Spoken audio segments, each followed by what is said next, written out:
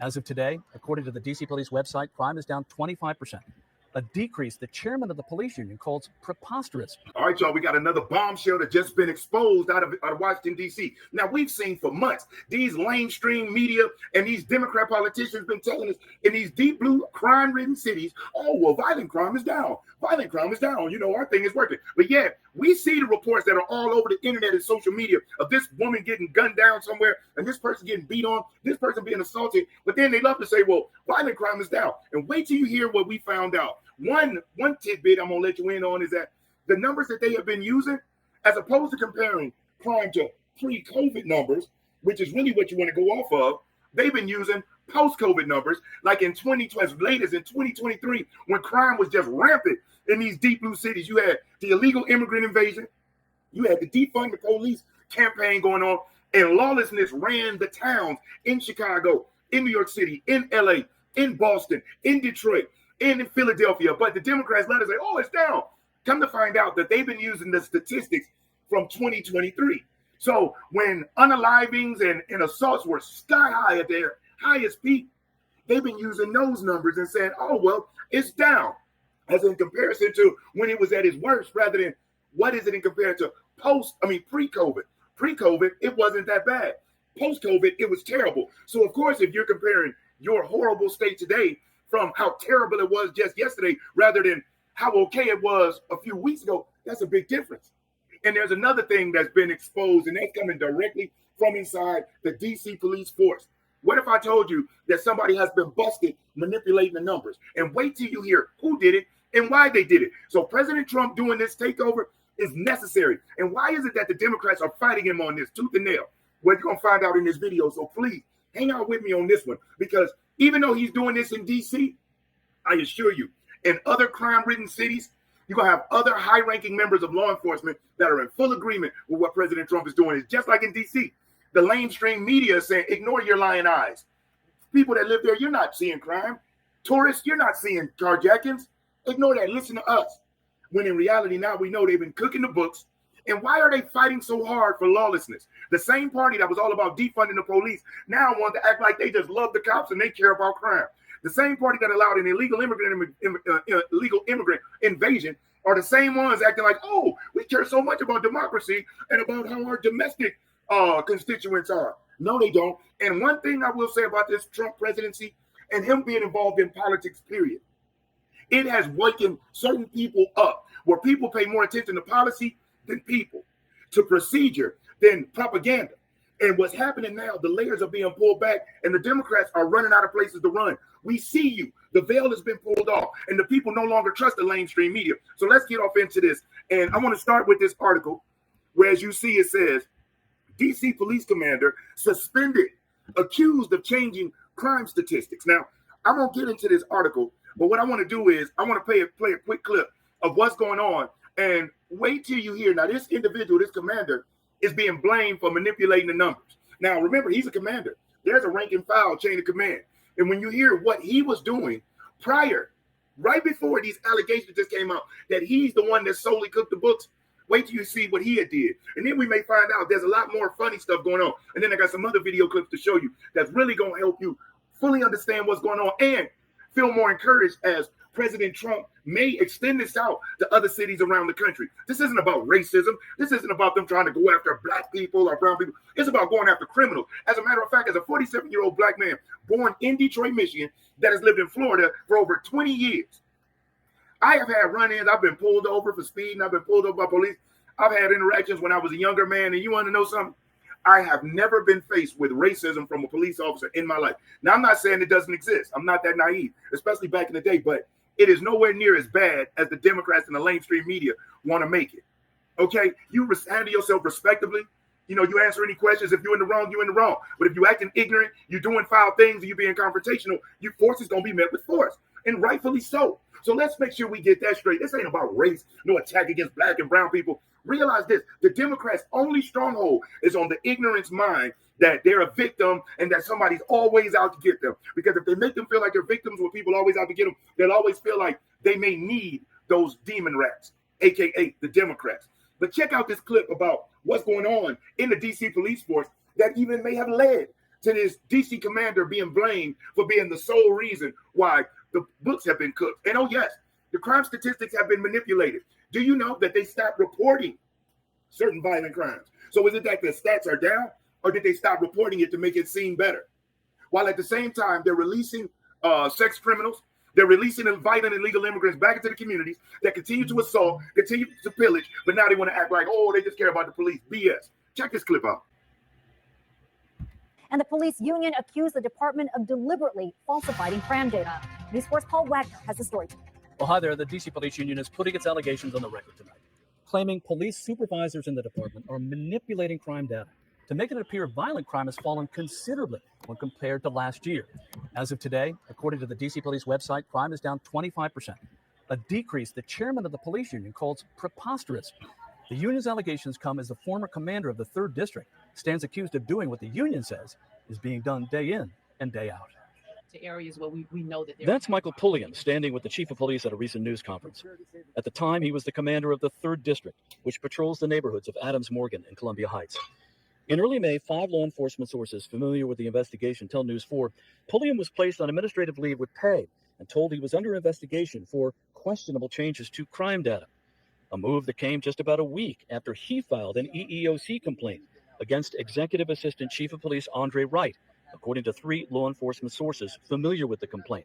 If you're enjoying this video, do me a solid, hit that thumbs up, because I will never ask you for a cash app or for a super chat, but you hitting that like button, I really appreciate it, because it helps spread the information out to other patriots. And if you aren't subscribed to the channel, subscribe. And whether you're already subscribed or you're subscribing now, make sure that when you hit the notification that you select all, because YouTube has been having issues with sending out the notifications. But when you select all, YouTube will make sure you get notified when I upload new videos. The reasons for that later in this story. News 4 reached out to Commander Pulliam for comment. He denied the allegations against him and referred us to the public information officer. As for the union's allegations, Chairman Greg Pemberton laid it all on the table. When our members respond to the scene of a felony offense where there is a victim reporting that a felony occurred, inevitably there will be a lieutenant or a captain that will show up on that scene and direct those members to take a report for a lesser offense. So instead of taking a report for a shooting or a stabbing or a carjacking, they will order that officer to take a report for a theft or an injured person to the hospital or a felony assault, which is not the same type of classification. So as you heard them state, Michael Pulliam was called out and accused of manipulating these numbers after he submitted an EEOC complaint against Andre Wright, the associate, or should I say, or assistant deputy police chief.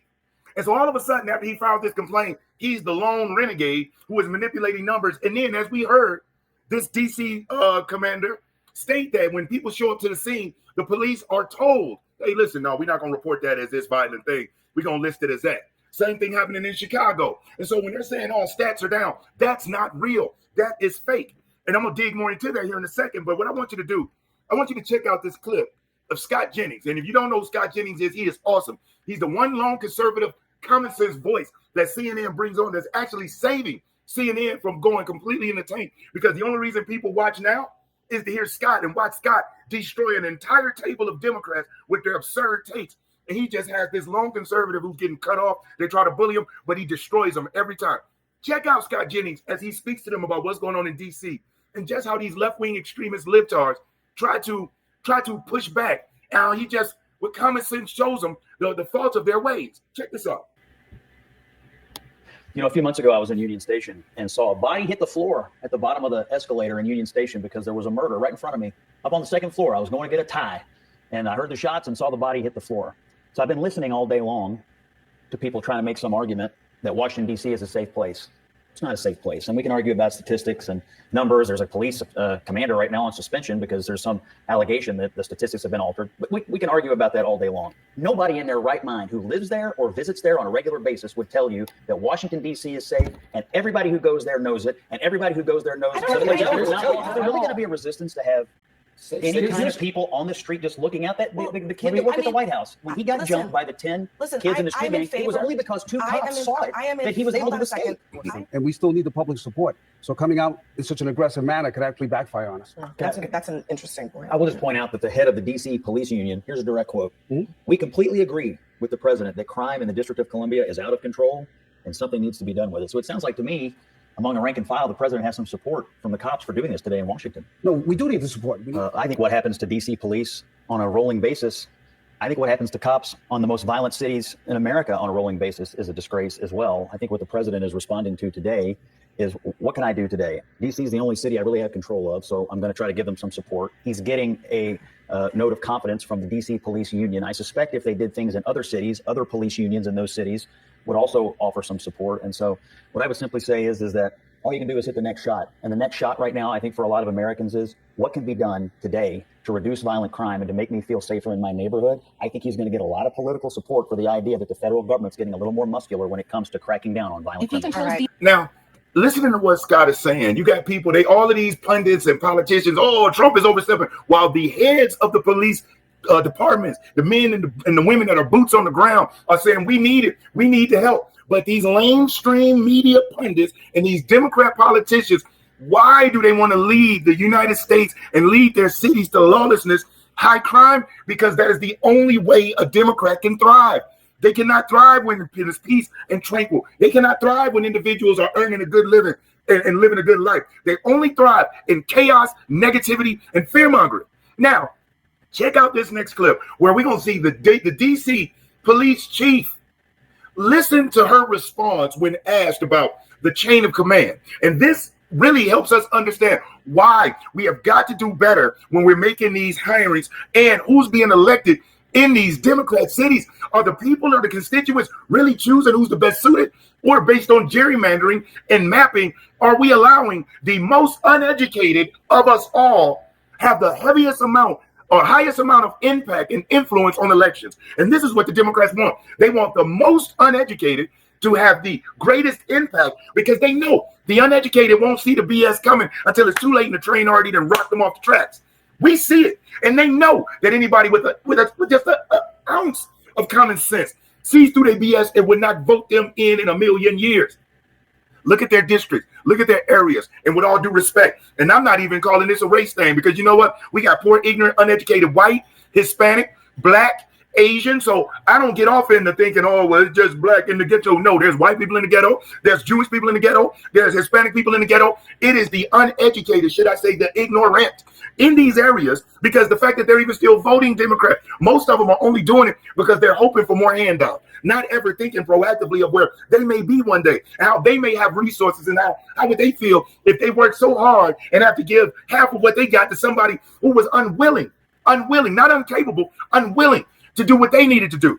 So let's check out this clip of the D.C. police chief, and this will help you really understand why D.C. is on the verge of burning to the ground. Check this out. What the chain of command is now?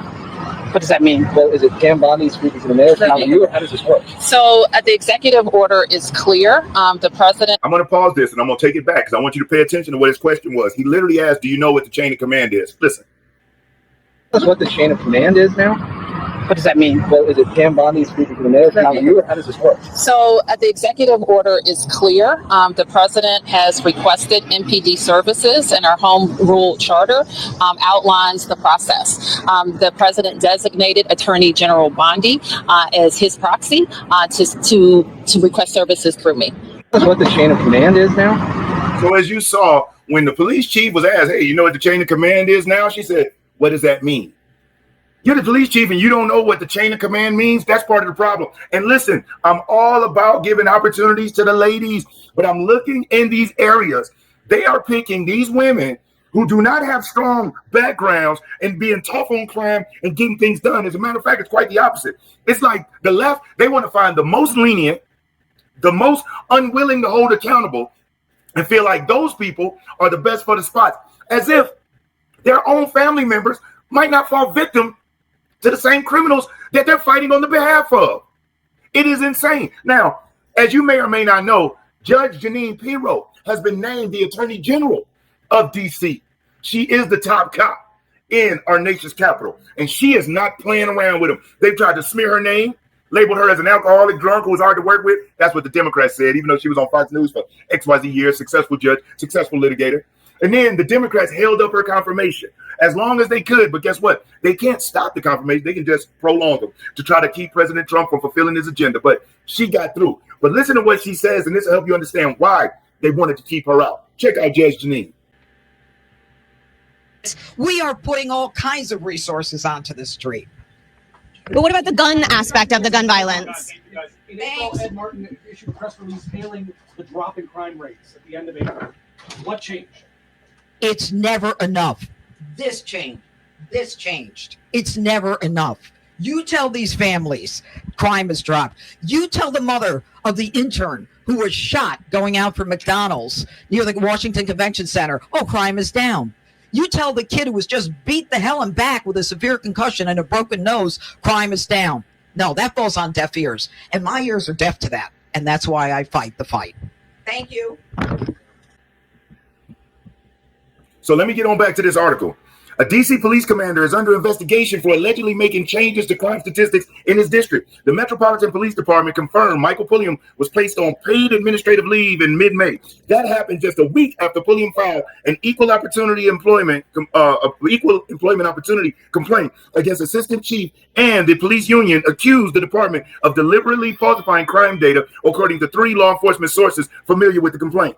The union claims police supervisors in the department manipulate crime data to make it appear violent crime has fallen considerably compared to last year. Pulliam, the former commander of the 3rd District that patrols Adams, Morgan, and Columbia Heights, was placed on leave with pay and told he was under investigation for questionable changes to crime data. 5 law enforcement sources familiar with the investigation told News 4. That came about a week after he filed a complaint against Executive Assistant Chief of Police Andre Wright, according to 3 law enforcement sources familiar with the complaint. News 4 reached out to Pulliam for comment. He denied the allegations against him and referred us to the public information officer. Union officials said there is a larger trend of manipulating crime statistics. So there we have it. There's even, and it says it even here, there's a trend of manipulating statistics. Now, are they trying to make Pulliam the scapegoat because he was calling out Andre Wright on their BS? Obviously, they were probably doing some reverse racism going on because this individual is filing an equal opportunity complaint against this man in that department. Then all of a sudden they turn on him and it's his fault. And if it's been his fault, how long did y'all know? And were y'all cool with it until he spilled the beans or what? So I just wanted to bring you this update to not let these people lie and manipulate. They're faking with the data. They're manipulating the numbers. It's not real. Crime is up. And everybody with eyes can see it and with ears can hear it. And I'm so happy that people like you continue to show support to help people like myself get this information out there, to help wake other people up. And for these midterms, y'all, talk to your mother, your brother, your significant other, your child, your friends. People need to participate in the local elections. That has more impact on our day-to-day than what the presidential election does by far. That's why they promote and romanticize the presidential election and make people feel like that's all they got to do is vote once every 4 years. It's the every 2-year elections that matter. So thank you for hanging in there with me. If you stayed in up to this point, I really do thank you from the top and bottom of my heart. And if you haven't already, hit that like button. If you aren't subscribed to the channel, subscribe. And most importantly, I want you to stay safe and you be great.